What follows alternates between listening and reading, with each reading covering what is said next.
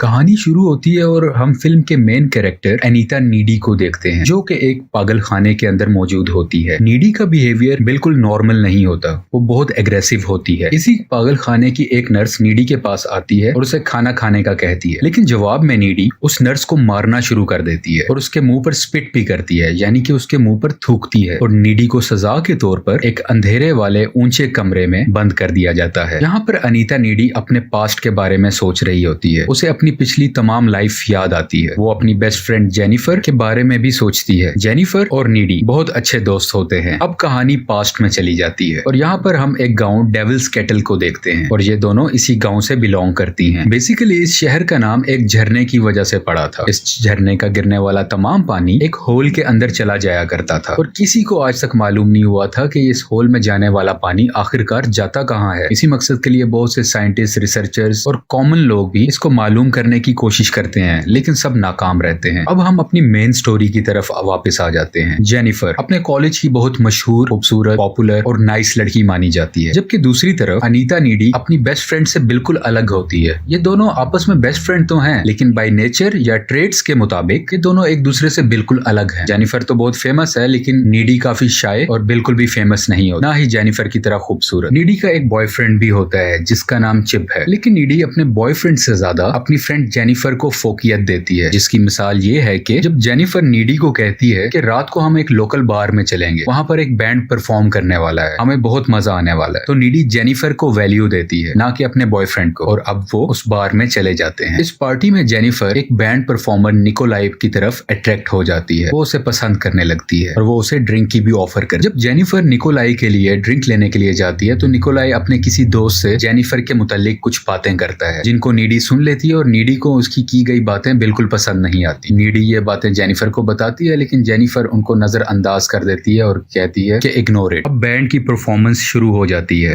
लेकिन उसी वक्त शॉर्ट सर्किट होने की वजह से इस हॉल में आग लग जाती है और आहिस्ता आहिस्ता ये आग बहुत ज्यादा फैलने लगती है और यहाँ पर सब लोग काफी मुश्किल से अपनी जान बचाते हैं। नीडी भी जेनिफर को टॉयलेट की विंडो तोड़कर बाहर की तरफ भाग आती है और पूरे हॉल में, पूरे बार में काफी ज्यादा आग लग चुकी हो, लोग चीख रहे होते हैं। अब सब बाहर आ चुके होते हैं। बैंड मेंबर निकोलाई जेनिफर को कहता है कि तुम हमारे साथ चलो, हम बहुत एंजॉय करेंगे, और उसे वो वैन में जाने का कहता है। नीडी जेनिफर को बहुत रोकती है कि तुम मत जाओ, लेकिन जेनिफर का दिल होता है उनके साथ जाने में और जेनिफर निकोलाई और उसके दोस्तों के साथ वैन में बैठकर चली जाती है और नीडी पीछे अकेली रह जाती है और वो जेनिफर को यहाँ से अकेले जाते देख रही होती है और ये दुख उसके चेहरे पर साफ नजर आ रहा है। अब नीडी परेशानी की हालत में वापस अपने घर आ जाती है और यहाँ पर वो अपने बॉयफ्रेंड चिप को कॉल करती है और इस वाकये के बारे में सब कुछ उसे बताती है। वो उसे बताती है कि जेनिफर उन लोगों के साथ चलेगी है, मुझे डर है कि कहीं वो उसको कुछ नुकसान ना पहुंचा दें। ये जेनिफर के रेप होने का डर भी अपने बॉयफ्रेंड को बताती है। अभी फोन पर बात हो ही रही होती है कि इसके घर के बाहर एक बेल होती है। ये बाहर जाकर देखती है, लेकिन वहां ऐसे कोई नजर नहीं आता। अब जब डोर के बाहर कोई नहीं होता तो वो वापस अंदर आने लगती है, लेकिन अंदर आते हुए उसे घर के अंदर से कुछ आवाजें सुनाई देती हैं और वो जैसे ही डरते हुए अंदर आती है तो सामने देखती है कि जेनिफर बैठी हुई है, जो कि बहुत जख्मी हालत में है। उसके चेहरे पर खून लगा हुआ है और यहाँ पर जेनिफर एक अजीब क्रीपी किस्म की स्माइल देती है, जिसे देखकर नीडी परेशान हो जाती है। इसके अलावा जेनिफर इस घर का फ्रिज ओपन करती है और यहाँ से कच्चा चिकन निकालकर उसको भी खाने लग जाती है। जेनिफर यहाँ पर एक डरा देने वाले तरीके से चीखती है, चिल्लाती है और इसके अलावा उल्टियां भी करती है, जो कि काले रंग की होती है। जेनिफर इसको डराने के बाद यहाँ से चली जाती है। अब अगला दिन आ जाता है। नीडी कल रात हुए वाकये के बारे में सब कुछ सोच रही होती है और बहुत परेशान होती है। जेनिफर के लिए भी बहुत परेशान होती है। यहाँ पर जेनिफर आ जाती है, जो कि बिल्कुल नॉर्मल लग रही होती है। कल रात जेनिफर की हालत तो बहुत खराब थी, लेकिन आज सुबह वो पहले से ज्यादा एक्टिव, एनर्जेटिक और बोल्ड लग रही होती है। अब ये दोनों अपनी क्लासरूम में मौजूद होते हैं। यहाँ पर इनके टीचर कल रात बार में मरने वाले लोगों पर अफसोस कर रहे होते हैं, दुख कर रहे होते हैं। तो जेनिफर उसको देख के हंस रही होती है और अपने टीचर का मजाक बनाती है। जेनिफर के अंदर बहुत सी चेंजेस आ चुकी होती हैं, जो कि नीडी इन सब चेंजेस को देखकर बहुत परेशान होती है और बहुत ज्यादा कंफ्यूज होती है। नीडी अपने बॉयफ्रेंड चिप को भी ये सारी बातें बताती है। वो इसे ये भी बताती है कि कल रात जेनिफर उसके घर आई थी और उसका बिहेवियर बहुत अजीब था, जैसे कि जेनिफर के अंदर कोई चीज आ चुकी थी और वो जेनिफर बिल्कुल नहीं लग रही थी और वो बहुत वियर्ड बिहेव कर रही है। और अब कहानी में कुछ ट्विस्ट आने वाले हैं। जेनिफर अपने कॉलेज की फुटबॉल टीम के कैप्टन से मिलती है, जो कि बहुत दुखी था क्योंकि कल रात हुए एक्सीडेंट में इसके कुछ दोस्त मर चुके होते हैं। जेनिफर उसको बहलाती है और स्कूल के करीब वाले जंगल में ले जाती है। यहाँ पर वो उसे सेड्यूस भी करती है और उसी वक्त इनके चारों तरफ कुछ जानवर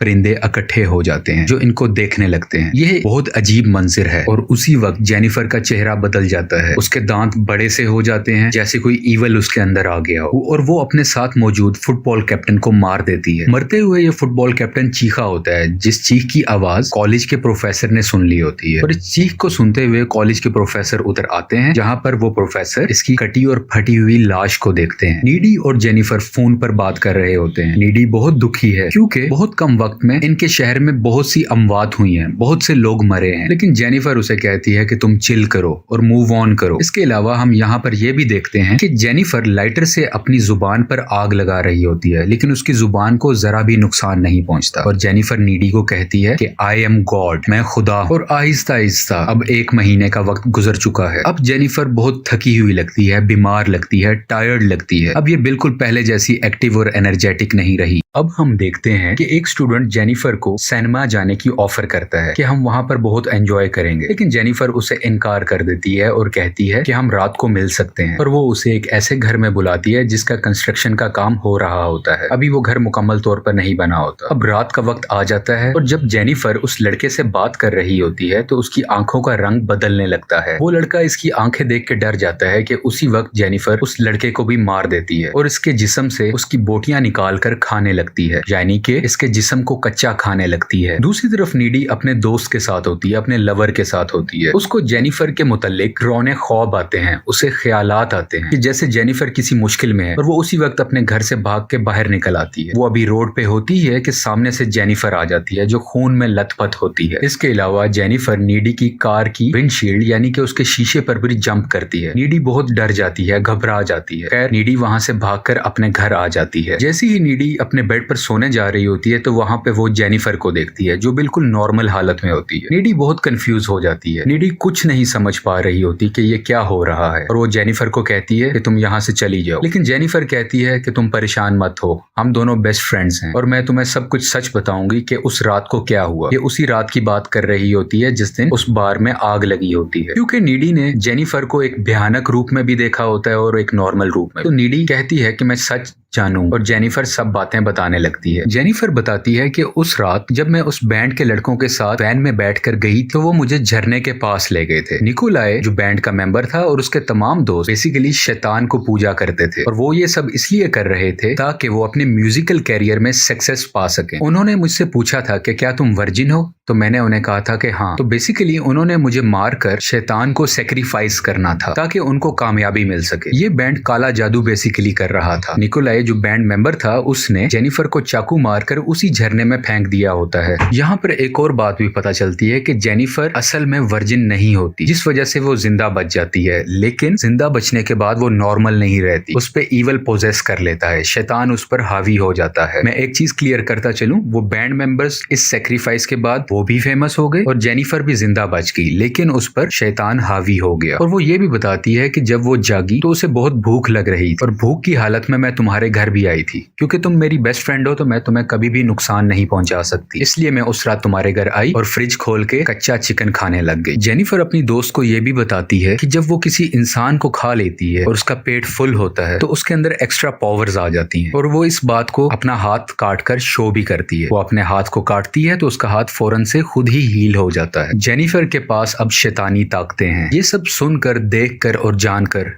नीडी बहुत डर जाती है और वो जेनिफर को कहती है कि यहाँ से तुम चली जाओ, मुझे इस वक्त और कोई बात नहीं करे। और जेनिफर इसके घर की खिड़की से कूदकर बाहर चली जाती है, लेकिन ये खिड़की 2nd फ्लोर पर होती है जो कि जमीन से तकरीबन 12-13 फुट के फासले पर होती है। इतनी बड़ी जंप देखकर नीडी और घबरा जाती है। नीडी इस मामले की मजीद इंफॉर्मेशन के लिए अपने टाउन की लाइब्रेरी में जाती है और वहां पर वो पैरानॉर्मल बुक्स की रीडिंग करती है ताकि वो सच को जान सके और कोई हल निकाल सके। बुक रीडिंग से नीडी को पता चलता है कि उस बैंड से गलती हुई थी, क्योंकि वो जेनिफर को वर्जिन समझ रहे थे। उसके बदले में वो लोग तो फेमस हो गए, लेकिन जेनिफर पर शैतान हावी हो गया और अब जेनिफर को ठीक करने का एक ही तरीका है कि उसके दिल में चाकू मार दिया जाए, क्योंकि इसके अलावा और कोई हल नहीं है इस बुक के मुताबिक। इसके अलावा नीडी ये सब बातें अपने लवर चिप को भी बताती है, लेकिन चिप इसकी बातों पर ज्यादा ध्यान नहीं देता और ना ही यकीन करता है। वो नीडी को कहता है कि तुम किसी साइकेट्रिस्ट को दिखाओ। इसके अलावा नीडी को यह भी पता चलता है कि जेनिफर के लिए लोगों को मार के खाना बहुत जरूरी है, क्योंकि अगर वो उन्हें नहीं खाएगी तो वो पहले जैसी खूबसूरत नहीं रहेगी। तो खुद को खूबसूरत और जवान रखने के लिए जेनिफर को लोगों को मार के खाना जरूरी है। अब से कुछ दिन बाद इनके कॉलेज में एक डांस फंक्शन भी होता है जहाँ पे बहुत से लोग इकट्ठे होने वाले होते हैं। नीडी इसलिए भी परेशान होती है कि जेनिफर उस फंक्शन में किसी न किसी को मार ना दे, बल्कि वो और ज्यादा इसलिए भी परेशान होती है कि नीडी का बॉयफ्रेंड चिप की जान को भी खतरा हो सकता है और वो अपने बॉयफ्रेंड को भी कहती है कि तुम उस फंक्शन में मत आना, लेकिन इसका बॉयफ्रेंड हंस के बात को टाल देता है और कहता है कि कुछ नहीं होगा, तुम रिलैक्स रहो। अब डांस डे का दिन आ जाता है। इस फंक्शन में सब लोग डांस कर रहे होते हैं। नीडी यहाँ पर अपने बॉयफ्रेंड का इंतजार कर रही होती है, लेकिन अब तक चिप नहीं आया होता और दूसरी तरफ जेनिफर भी वहां पे अवेलेबल नहीं हो। उसके जहन में बहुत से बुरे ख्यालात आते हैं। वो डर जाती है कि इधर फंक्शन में ना तो चिप है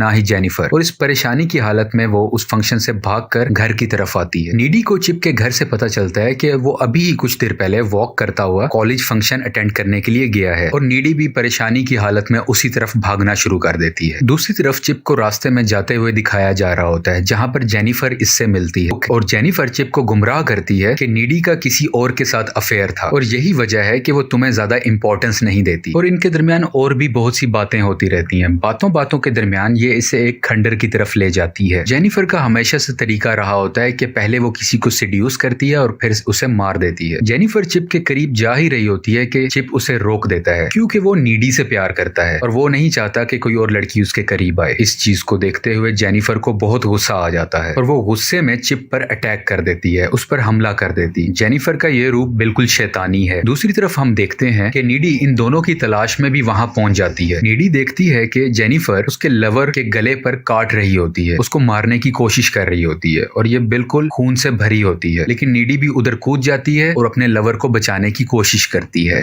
नीडी जेनिफर को धक्का देती है, उससे लड़ती है और उसके मुंह पर स्प्रे भी करती है ताकि वो दूर हो जाए। जेनिफर को यहाँ पर मजीद गुस्सा आ जाता है और वो गुस्से की हालत में कहती है कि वो सिर्फ लड़कों को नहीं मार बल्कि लड़कियों को भी मार सकती है। और उसी के बाद जेनिफर अपनी शैतानी ताकत की मदद से हवा में उड़ने लगती है। इन दोनों दोस्तों के दरमियान काफी बहस होती है और जैसे ही जेनिफर नीडी को मारने लगती है तो जख्मी हालत में पड़ा हुआ चिप एक रॉड की मदद से जेनिफर पर हमला करता है और वो रॉड उसके पेट में घुसा देता है, जिसकी वजह से जेनिफर बहुत घायल हो जाती है। जेनिफर बहुत थक चुकी होती है क्योंकि उसका बहुत ब्लड लॉस हो रहा होता है और वो वहां से चली जाती है, लेकिन नीडी यहीं पर अपने लवर के साथ मौजूद होती है जो उसकी आंखों के सामने मर रहा होता है और बिल आखिर मर जाता है। नीडी बहुत उदास होती है और गुस्से में भी वो हर हालत में जेनिफर से बदला लेने जाती है और इसी बदले के लिए वो जेनिफर के घर जाती है। जब नीडी जेनिफर के रूम में आती है तो इन दोनों के दरमियान फाइट शुरू हो जाती है और इसी फाइट के दरमियान जेनिफर नीडी के गर्दन पर काट भी लेती है। खैर लड़ाई होती रहती है और बिल आखिर नीडी जेनिफर के दिल के अंदर एक चाकू नुमा बड़ा सा ब्लेड डाल देती है, जिसकी वजह से उसका खून बहने लगता है क्योंकि नीडी ने पढ़ा होता है कि जेनिफर को मारने का एक ही इलाज है कि इसके दिल पर हमला किया जाए। और इसी लम्हे के बाद जेनिफर और उसका डेविल यानी कि उसका शैतान वहीं पर खत्म हो जाता है। लेकिन इन चीखों की आवाजें सुनकर जेनिफर की मॉम उसके कमरे में आती हैं और वो देखती हैं कि नीडी ने उनकी बेटी को जान से मार दिया होता है।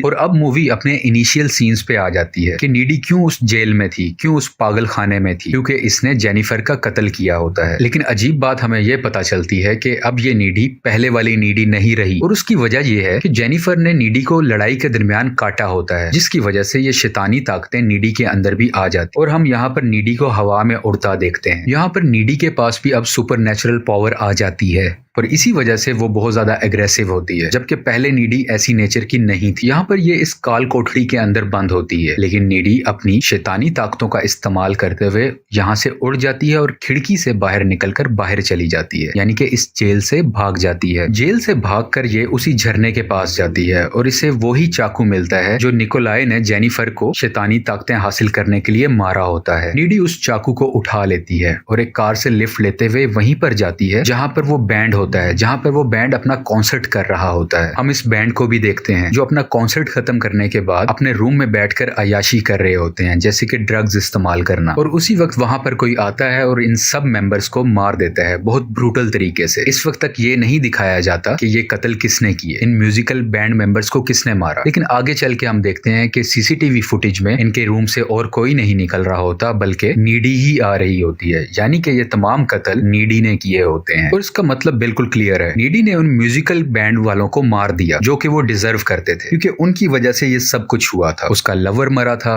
उसकी बेस्ट फ्रेंड मरी थी और भी बहुत से कत्ल हुए थे। और यहीं पे इस मूवी की एक्सप्लेनेशन खत्म हो जाती है। आपको पसंद आए तो लाइक और सब्सक्राइब करें। Thanks for watching.